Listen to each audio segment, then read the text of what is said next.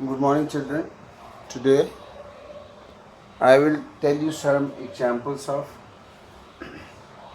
how to find out the angles between two vectors. चलिए start करते हैं। कोण कैसे किन्हीं दो वेक्टर्स के बीच का हम निकालेंगे। उदाहरण, वेक्टर ए बराबर दिया है हमें 2i + 3j + 4k और वेक्टर बी बराबर दिया है i - j + k। ये दो वेक्टर्स हैं। ये x कंपोनेंट है, ये y कंपोनेंट, ये z कंपोनेंट है। अभी z कंपोनेंट जैसे मैंने आपको x और y बताए थे, किसी वेक्टर के दो कंपोनेंट कैसे निकालते हैं, इसी प्रकार से z कंपोनेंट भी हम बता सकते हैं। मैं आपको बता देता हूँ। ये x एक्सिस है, ये y एक्सिस है, ये z एक्सिस है। अब इसमें एक बॉक्स की रचना हमने कर दी इस प्रकार से।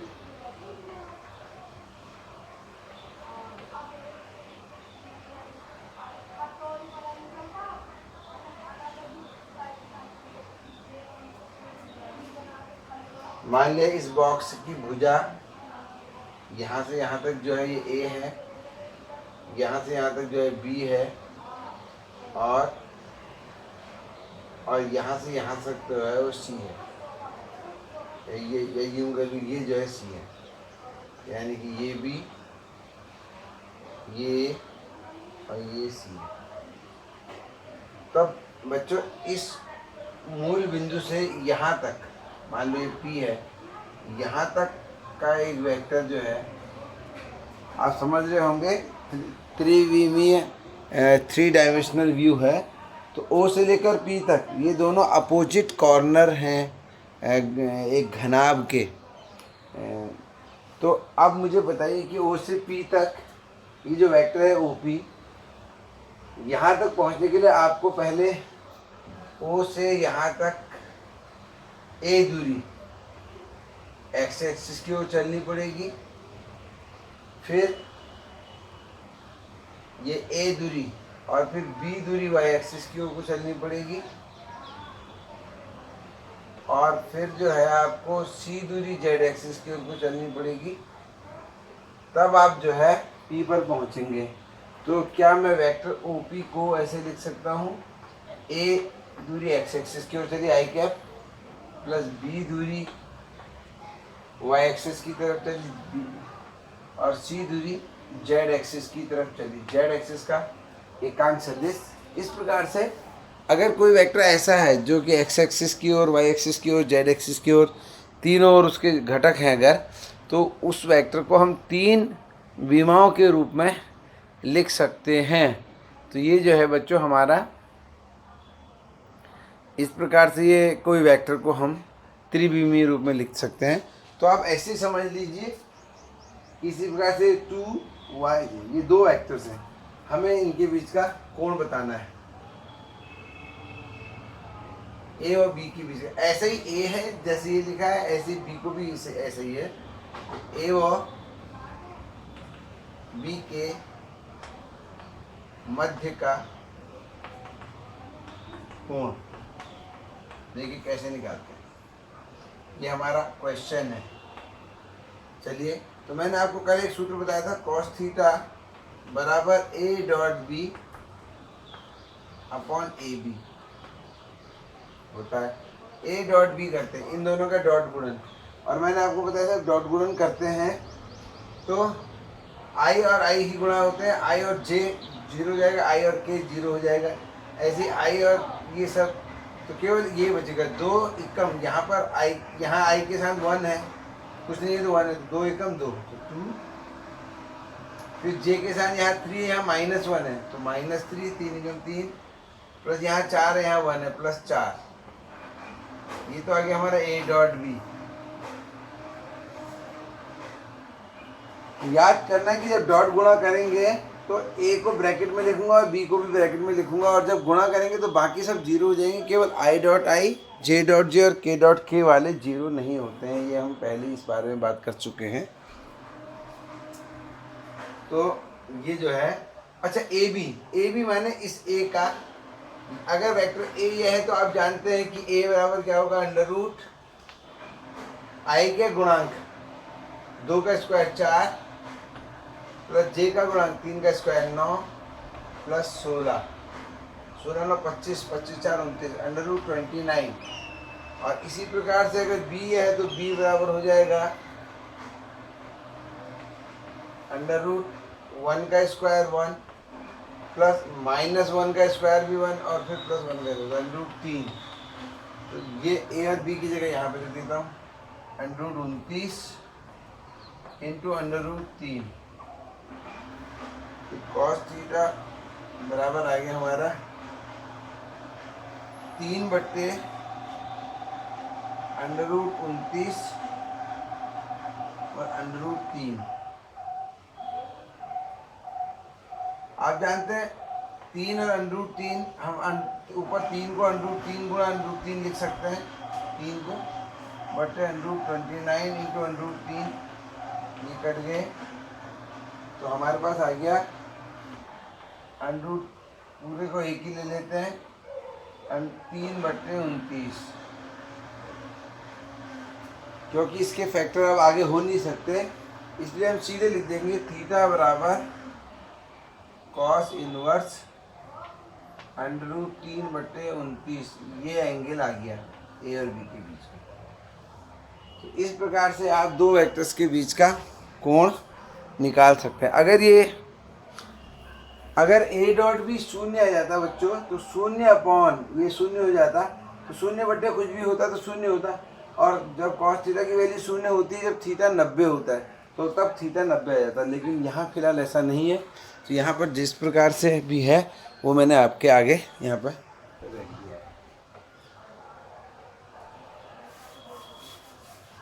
अब एक उदाहरण और हम अभी डिस्कस करते हैं।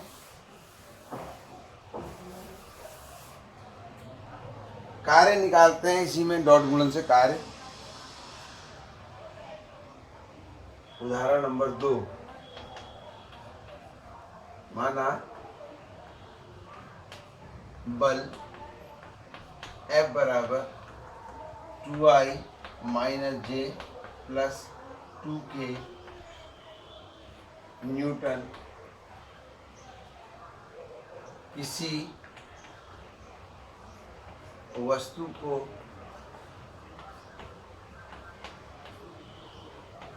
विस्थापन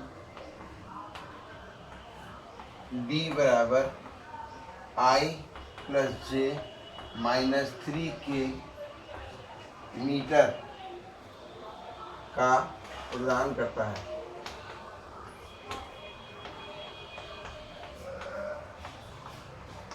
तब बल द्वारा कार्य हमें निकालना है। हम जानते हैं, क्या जानते हैं हम जानते हैं कार्य W बराबर होता है F डॉट डी, डॉट गुणन होता है, यानी कि कार्य दो सदिशों का अदिश गुणन है। तो कार्य बराबर F डॉट डी अगर है तो हम रखते हैं इन दोनों वेक्टर्स का 2I minus J plus 2K dot I plus J minus 3K।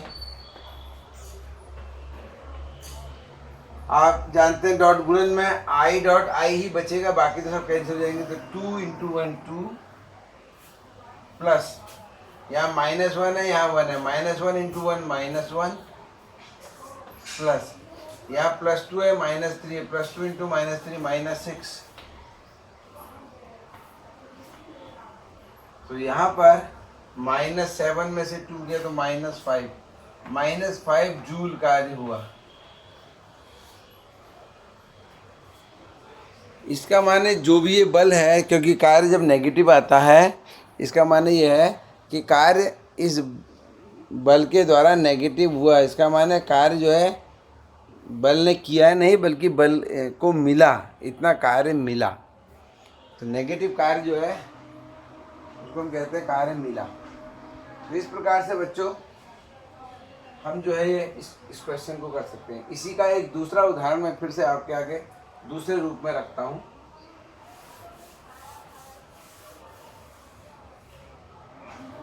अब मान लीजिए विस्थापन हमें ऐसा नहीं दे रखा है, थोड़ा सा अलग दिया है। माना बल F इतनी किसी वस्तु को बिंदु, ये उदाहरण 3 हो जाएगा, बिंदु P 1,1,3 से Q 2,-1,3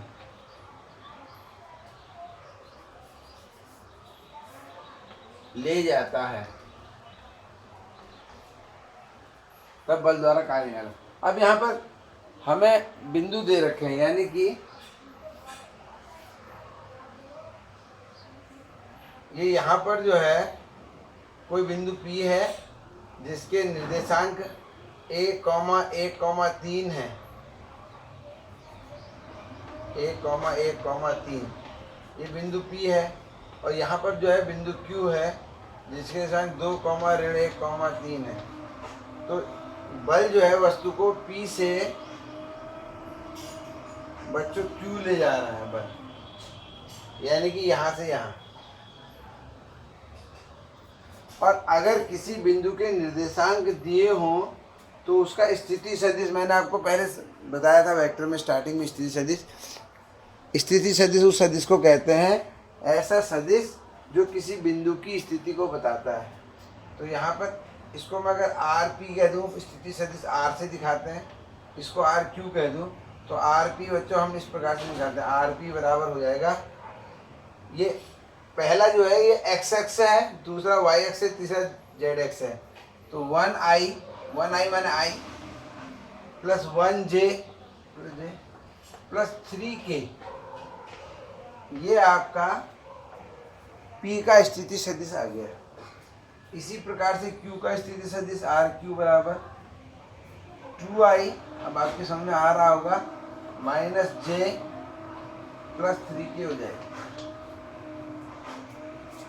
जब स्थिति सदिश पता हो तो मैंने आपको विस्थापन सदिश निकालना बताया। तो विस्थापन यहाँ पे जो d है, d होता है यहाँ विस्थापन, d बराबर माने PQ वेक्टर, P से Q। और तुमको बताया था मैंने P से Q में RQ माइनस RP लेंगे। चलिए निकालते हैं d का मान। RP की वैल्यू ये पता ही है, RP की वैल्यू ये पता है, इनको घटा दीजिए।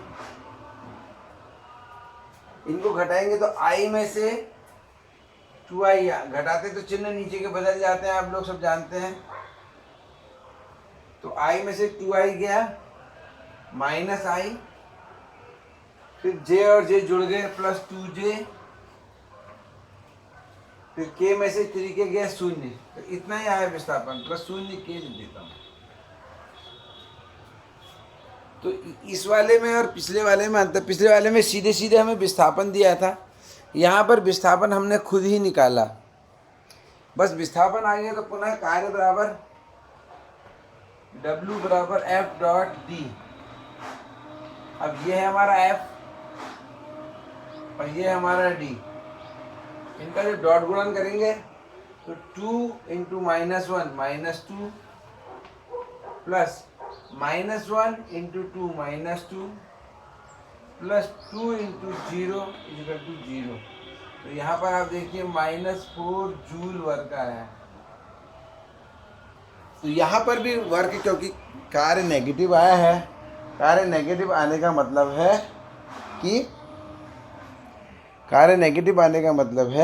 कि जो है,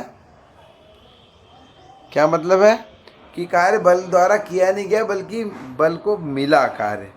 तो इस प्रकार से डॉट गुणा के मैंने आपको 2 एग्जाम्पल यहाँ पर बता दिए।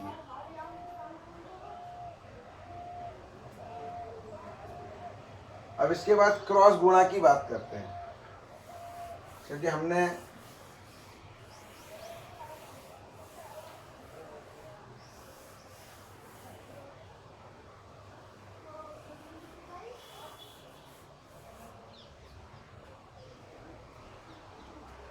आपकी कोई स्पेसिफिक प्रॉब्लम है तो वो आप मुझे भेज सकते हैं, ठीक है। और अगर आप इसको YouTube चैनल को इसको सब्सक्राइब कर लेंगे तो आपको मुझे बार बार लिंक नहीं भेजना पड़ेगा, आपके पास स्वतः ही इन्फॉर्मेशन आ जाएगी। और इसमें जो है हम नोट्स भी मैं बता रहा हूँ और आप उनका भी नोट्स भी बनाते रहेंगे साथ साथ। इन सबको आप अपनी कॉपी में ज़रूर नोट डाउन कर लें एक बार। अब हम बात करते हैं क्रॉस गुणा की। ये चौथा टाइप है, आपको याद होगा हम 3 टाइप पहले डिस्कस कर चुके हैं लास्ट वीडियो में। सबसे पहले था किसी वेक्टर का किसी नंबर से गुणन, दूसरा था किसी वेक्टर का किसी अदिश राशि से गुणन। उसमें मैंने एग्जाम्पल बताया था, जैसे वेग को द्रव्यमान से गुणा कर दिया है तो द्रव्यमान अदिश है और जो वो है द्रव्यमान अदिश है तथा लेकिन वो जो है वेग सदिश है, तो उससे एक नया वेक्टर आ गया था p। फिर उसके बाद हमने पढ़ा था कि जब 2 वेक्टर गुणा होकर एक अदिश देते हैं, तीसरा था। अब हम चौथा टाइप का गुणा बात कर रहे हैं जहाँ पे 2 वेक्टर गुणा हो रहे हैं लेकिन रिजल्ट भी जो है वो वेक्टर ही आ रहा है, तो सदिश गुणन, इसको हम सदिश गुणन भी कहते हैं। सदिश गुणन या क्रॉस गुणन, क्रॉस गुणन। तो इसको हम क्रॉस से दिखाएंगे, जैसे कोई 2 वेक्टर है ए और बी, इनका क्रॉस गुणन हम ऐसे करेंगे और ये जो आएगा ये भी एक कोई वेक्टर ही होगा। इसको मान लेते हैं हम आर। जैसे मान लीजिए ये वेक्टर ए है आपका और ये वेक्टर बी है। अगर मैं कहूँ आपसे a प्लस बी क्या होगा, तो a प्लस बी तो हम इस प्रकार से रिवीजन करा रहा हूँ, ये वाला वेक्टर a प्लस बी हो जाएगा, ठीक है। और घटाना है a और b का, तो b को नीचे को खींच लीजिए, ये आपका माइनस बी हो जाएगा। और माइनस बी और a को जोड़ देंगे तो ये पैरेललोग्राम बना दीजिए, ये आपका a माइनस बी हो जाएगा। ये a माइनस बी है, ये a प्लस बी है, ठीक है। तो ये तो एक सीन हो गया। अब हमें जब a और b का गुणा करते हैं,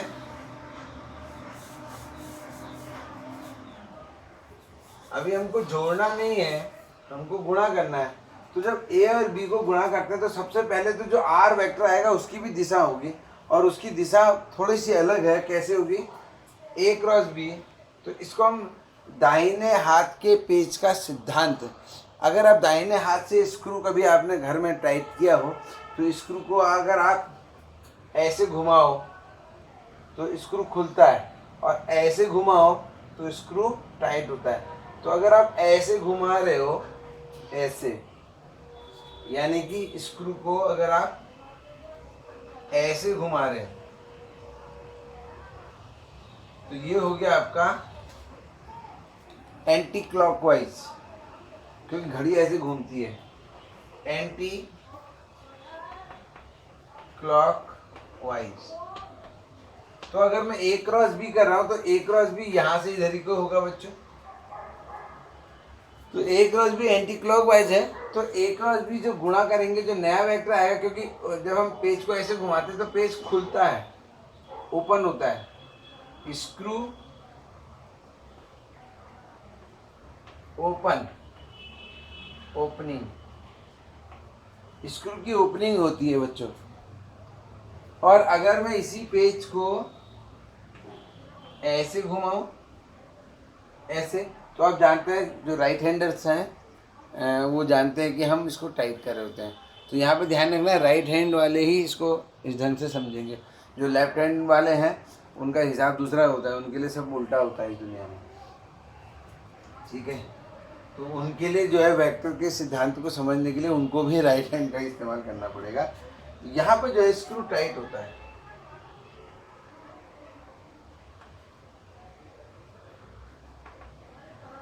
स्क्रू टाइटनिंग। तो ये क्लॉकवाइज है। तो एंटी क्लॉकवाइज में बाहर को, एंटी क्लॉकवाइज स्क्रू खुलता है, तो जिधर को स्क्रू खुलता है माने बाहर को निकलेगा। अगर मैं इस बोर्ड में स्क्रू कस रहा हूँ ऐसे ऐसे, तो कसूंगा नहीं, मैं एक्चुअली खोल रहा हूँ। जब मैं ऐसे घुमाऊंगा इधर से इधर को, तब स्क्रू टाइट होगा, अंदर को जाएगा। तो आर की दिशा, क्योंकि यहाँ स्क्रू खुल रहा है, आर की दिशा बाहर को होगी, परपेंडिकुलरली आउटवर्ड। और इस प्रकार की दिशा को हम ऐसे दिखाते हैं डॉट से। अगर अंदर को होता है तो हम उसको क्रॉस से दिखाते हैं। ये कुछ नोटेशन है जिनका इस्तेमाल किया जाता है। तो यहाँ पर जो आर है, एक खास बात इसमें ध्यान रखने की है कि पहले अभी हमने आर की वैल्यू कितनी होगी ये अभी हमने नहीं दे सोचा है। आर की डायरेक्शन किधर को होगी। अगर मैं ए और बी को गुणा करता हूँ और ऐसे गुणा करता हूँ ए क्रॉस बी, तो आर की जो डायरेक्शन है वो, एक तो खास बात ये है कि अगर ए और बी दोनों इस ब्लैक बोर्ड के ही प्लेन में हैं, तो आर की डायरेक्शन या तो की डायरेक्शन ब्लैक बोर्ड में बाहर की ओर को होगी, आउटवर्ड। लेकिन अगर मैं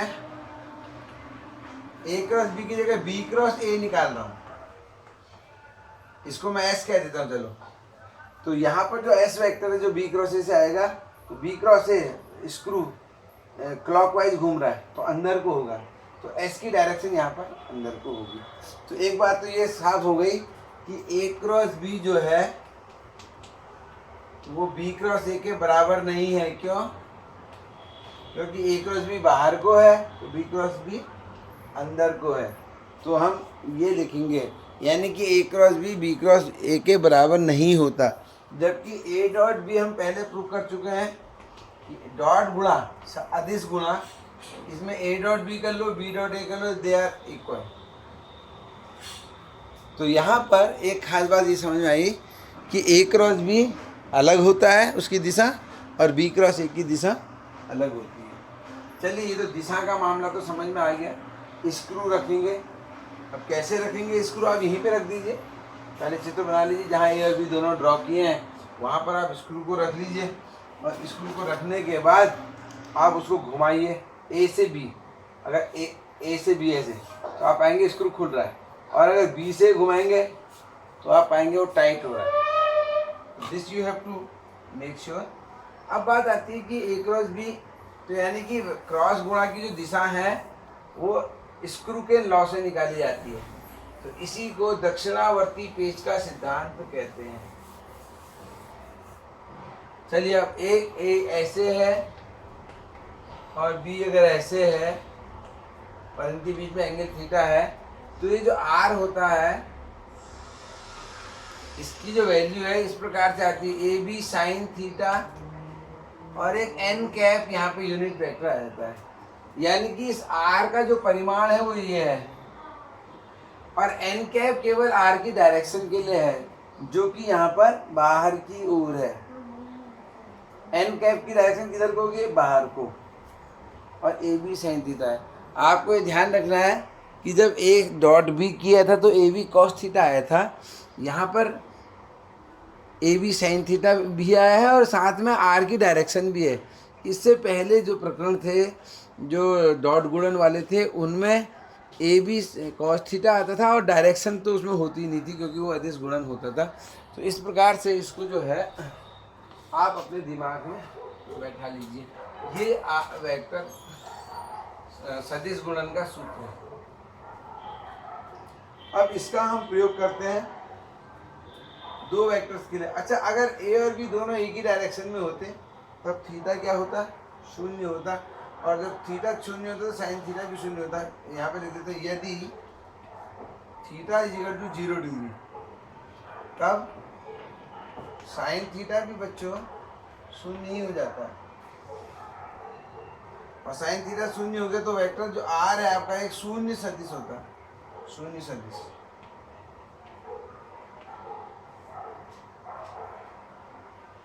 शून्य सदिश एक ऐसा सदिश है, ये भी एक वेक्टर है जिसकी कोई डायरेक्ट, इसकी लंबाई तो कुछ होगी नहीं क्योंकि शून्य, इसका परिमाण शून्य होता है।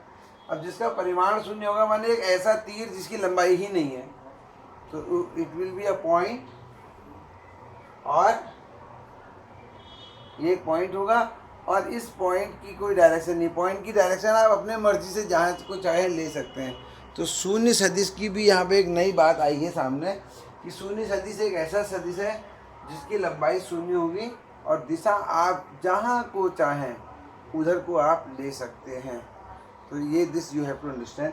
तो अगर दो वेक्टर एक ही डायरेक्शन में है, ठीक है, अच्छा थीटा यदि थीटा 0 या 180 अंश ले लेते, चलो 180 अंश भी हो सकता है, यानी कि या तो एक ही ओर है या एक इधर है और एक ऐसे है, तब 180 अंश है, तब साइन थीटा का मान 0 होता है और ये 0 है। इसका मान क्या हो गया, 0 और 180 अंश को जो है हम ये मानते हैं अगर ए और बी समांतर हैं, समांतर में एक ओर को भी हो सकते हैं और विपरीत को भी हो सकती है, ये भी समांतर ही कहलाएंगे।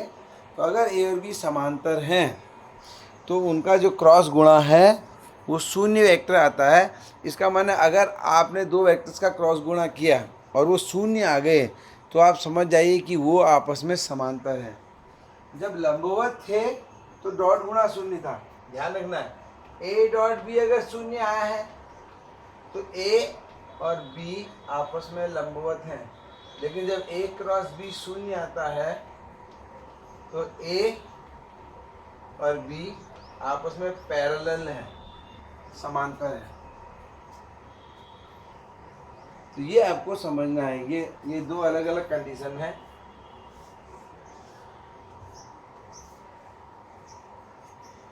वो लंबवत की है, ये समांतर की है। तो ये हमारा एक विशेष बात जो है यहाँ पर हमने लिखी है।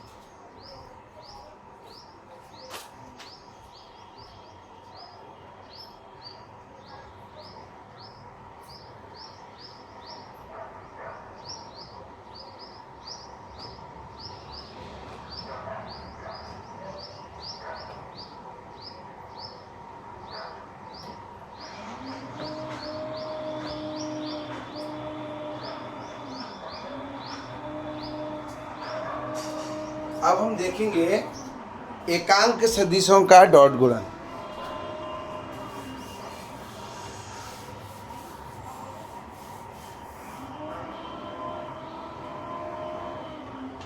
एकांक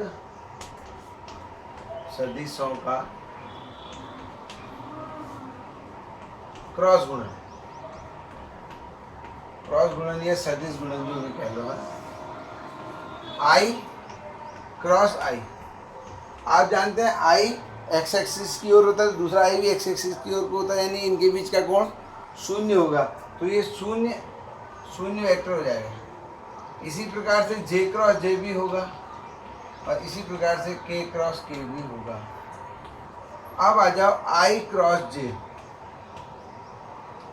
ये होती है एक्स एक्सिस, ये है वाई एक्सिस, यहाँ को है आई कैप और यहाँ को है जे कैप। अब आई क्रॉस जे देखिए, आई से जे की ओर घुमा रहे हैं, तो स्क्रू के सिद्धांत के अनुसार ये इस डायरेक्शन में आएगा, जेड एक्सिस की ओर, यानी कि के की ओर। अब देखो इसको सॉल्व करते हैं। ए बी साइन थीटा सूत्र था, आई क्योंकि एकांक सदिश है तो इसका परिमाण 1 होगा, ए का परिमाण 1, बी भी एकांक सदिश है 1, साइन थीटा इनके बीच में 90 अंश है और एन कैप,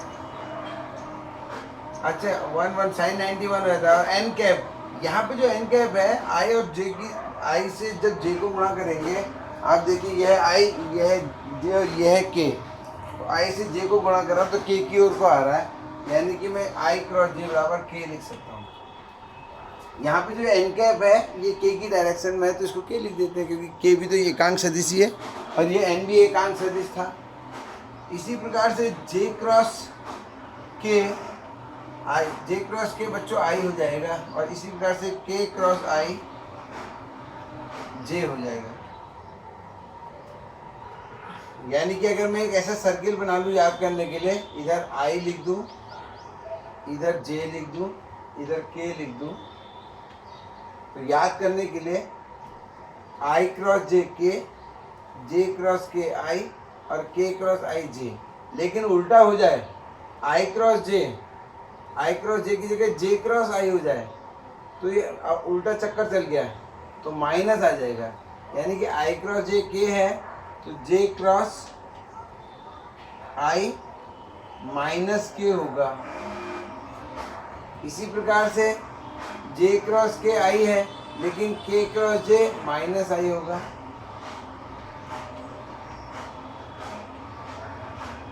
और इसी प्रकार से K क्रॉस I J है तो I cross K I cross K minus J होगा। तो ये जो है आपको ये याद रखने हैं। एक तो I क्रॉस I शून्य होता है, J क्रॉस J शून्य होता है, K क्रॉस K शून्य होता है, I क्रॉस J K होता है, J क्रॉस K I होता है, K क्रॉस I J होता है, लेकिन J cross I minus K होता है, K क्रॉस K I होता है, तो K cross J minus I। अच्छा, जरा मैं फिर से आपका ध्यान इधर आकृष्ट करना चाहूँगा कि A क्रॉस B बराबर होता है AB sine theta n cap, और अगर मैं B क्रॉस A करूँ तो ये होगा BA sine theta P cap. आप जानते हैं n कैप बाहर को है और P कैप अंदर को, तो इन दोनों में केवल दिशा का ही अंतर है, बाकी AB साइन थीटा इसमें भी परिमाण इसका भी AB साइन थीटा एक है। तो मैं A क्रॉस B बराबर B क्रॉस A तो नहीं लिख सकता हूँ, लेकिन माइनस जरूर लगा सकता हूँ। क्यों? क्योंकि ये दोनों केवल दिशा में ही एक दूसरे से भिन्न होते हैं, बाकी लंबाइयाँ इन दोनों की एक जैसी होती है। तो ये भी आपको जो है ध्यान रखना है कि A क्रॉस B बराबर B क्रॉस A तो नहीं होता, लेकिन माइनस B क्रॉस A तो होता है। तो यहाँ पर जो है आज का डिस्कशन इतना ही हम करते हैं, और आप लोग जो है इस और ध्यान देना।